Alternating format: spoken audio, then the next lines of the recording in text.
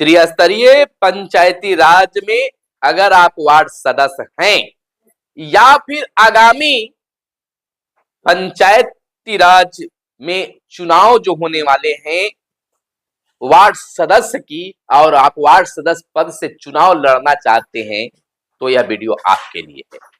आज हम बताएंगे कि वार्ड सदस्य आखिर बनेंगे कौन, वार्ड सदस्य आखिरकार है कौन, वार्ड सदस्यों का हक और अधिकार है क्या, और नहीं मिल रहा है तो आप अपने हक और अधिकार को कैसे लीजिएगा। और कोई भी योजना को अगर आप वार्ड सदस्य हैं तो कैसे उस योजना को पास कराइएगा, बैठक करने का क्या है नियम, बैठक की स्थान कहां होनी चाहिए, बैठक की सूचना और बैठक का प्रकाशन कैसे किया जाना चाहिए। वहीं आपको हम यह भी इसमें जानकारी देंगे कि जो वार्ड में वार्ड की योजनाओं के लिए जो बैठक होगी उसकी अध्यक्षता कौन करेंगे, कैसे करेंगे और इसकी सूचना कैसे देंगे, बैठक का कोरम यानी गणपूर्ति कैसे आप करेंगे, वार्ड सदस्य वार्ड सभा सचिव की क्या इसमें भूमिका होगी, वार्ड सभा सचिव का कार्य एवं दायित्व क्या इस बैठक को लेकर होगा, इसमें हम जानकारी देंगे।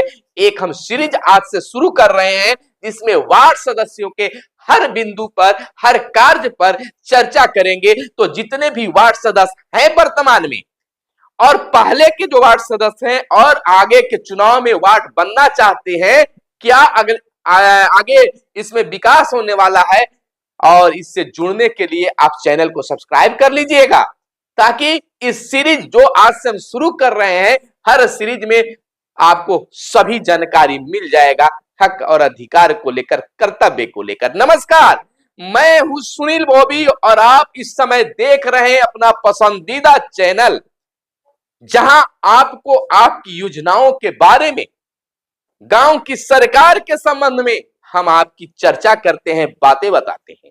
तो आज की प्रथम सीरीज में हम आपको वार्ड सदस्य के कार्य अधिकार चर्चा, जो भी मैंने पहले भूमिका में बताया, उन तमाम चीजों पर हम चर्चा करेंगे। तो वार्ड सभा पर हम चर्चा आज करेंगे, वार्ड सदस्यों के वार्ड सभा आखिर है क्या। बहुत सारे वार्ड सदस्य पूछते हैं कि हम वार्ड हैं तो वार्ड सभा कैसे कराएंगे, कहां कराएंगे, कौन अध्यक्षता करेगा। तो हम आपको बता दें कि ग्राम सभा की बैठकों में पूरे ग्राम पंचायत क्षेत्र के लोगों की आकांक्षाओं एवं जरूरतें प्रतिबिंबित हो सके, इसलिए ग्राम पंचायत में ग्राम सभा की बैठक के अतिरिक्त प्रत्येक वार्ड स्तर पर भी लोगों की एक वैधानिक सभा होने की आवश्यकता महसूस की जा रही होती है। चूंकि वार्ड सभा का क्षेत्र एवं जनसंख्या ग्राम पंचायत की तुलना में काफी अपेक्षाकृत काफी छोटी यानी कम होती है, जैसा कि आप देख रहे हैं, एवं लोगों के उद्देश्य एक समान होते हैं। अतः वार्ड सभा की बैठकों में पूरे वार्ड क्षेत्र की समस्या सही रूप से उठाई जा सकती है। अब पंचायत स्तर पर होगा तो नहीं उठाया जा सकता है, लेकिन अगर वार्ड में होगा तो पूरे वार्ड में क्या समस्या है एक समान रूप से उठाया जा सकता है। इसलिए वार्ड सभा की बैठकों में पूरे वार्ड क्षेत्र की समस्या सही रूप से उठाई जा सकती है। ऐसी बैठकों में लोग गंभीरता से उन विषयों पर चर्चा कर सकते हैं जिन्हें वे ग्राम पंचायत की दृष्टि में लाना चाहते हैं, मुखिया जी के नजर में लाना चाहते हैं, पंचायत सचिव के नजर में लाना चाहते हैं, बीडीओ साहब के नजर में लाना चाहते हैं, डीएम साहब के नजर में लाना चाहते हैं। तो ग्राम सभा जो है, वार्ड सभा जो है करानी बहुत जरूरी है। आपको बता दें कि उपयुक्त का जो भी उद्देश्य है उसकी पूर्ति हेतु तो बिहार पंचायती राज अधिनियम 2006 नियम जान लीजिए। कहेगा कोई या मुखिया जी कहते हैं कि नहीं वार्ड में सभा नहीं होगी, तो आप जानकारी दीजिएगा। आपको बता दें कि अधिनियम 2006 में एक नई धारा 170 ग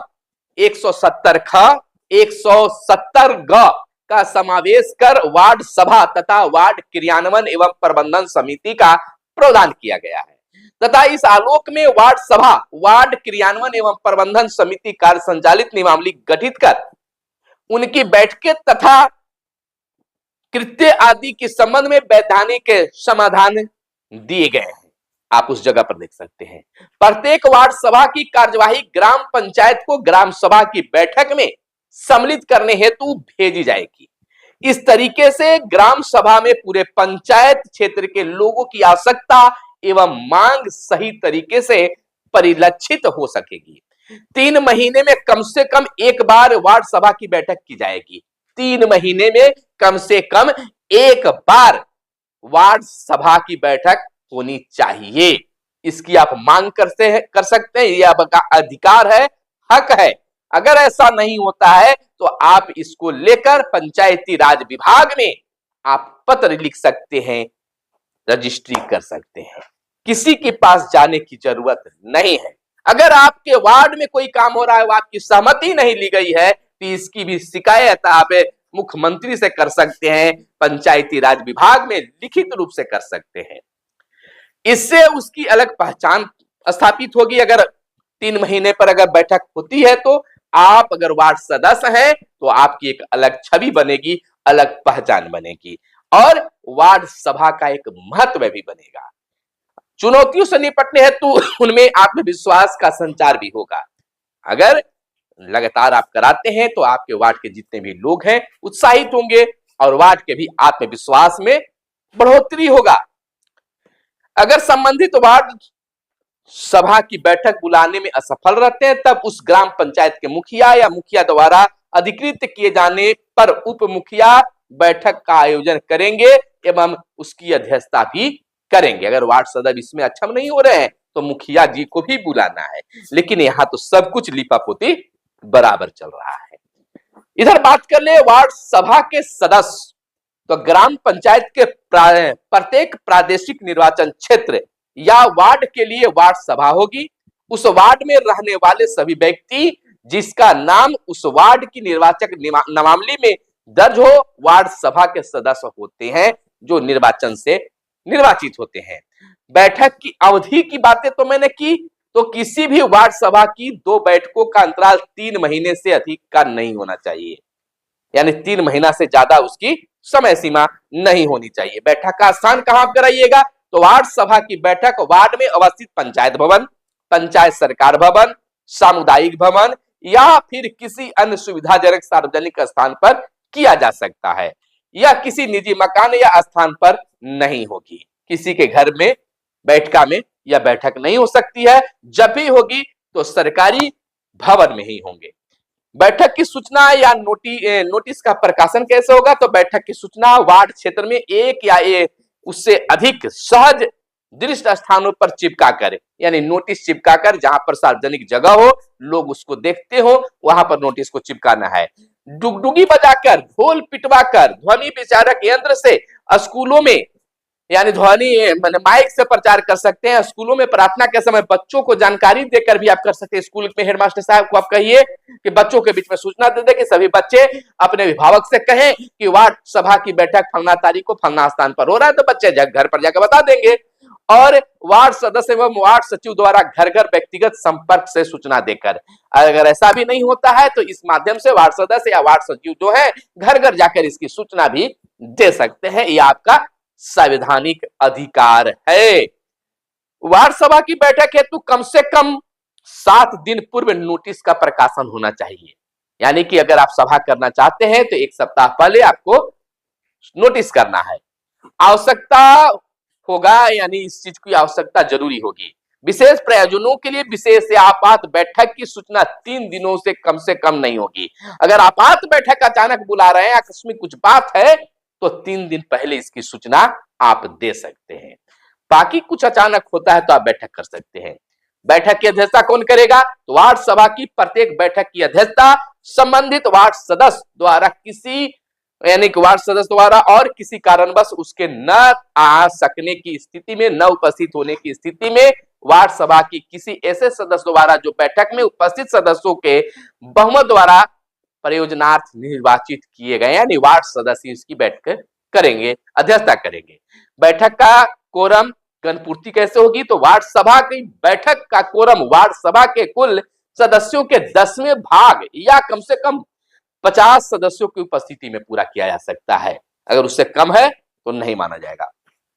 वार्ड सभा के सचिव, वार्ड सभा अपने सदस्यों के बीच एक ऐसे व्यक्ति को वार्ड सभा के सचिव के रूप में कार्य करने हेतु चयनित करेंगे जिसकी शैक्षणिक योग्यता न्यूनतम 10वीं कक्षा उत्तीर्ण होनी चाहिए, यानी मैट्रिक पास होना चाहिए, 10वीं कक्षा तक जरूर होनी चाहिए।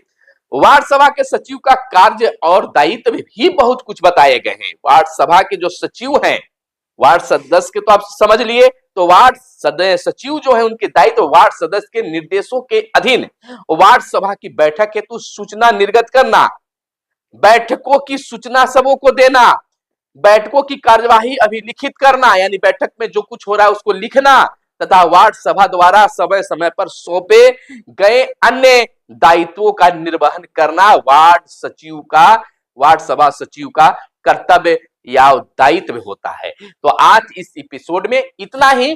कैसा लगा और क्या जानकारी चाहते हैं, अगर इस वीडियो पर रिस्पांस मिला तो आगे सीरीज 2 भी वार्ड सदस्यों के लिए ही लेकर आएंगे। इसमें बहुत कुछ लंबा है, लंबी वीडियो हो जाता, इसलिए कम से कम इसमें तो 10 से 15 सीरीज चलेगा ही।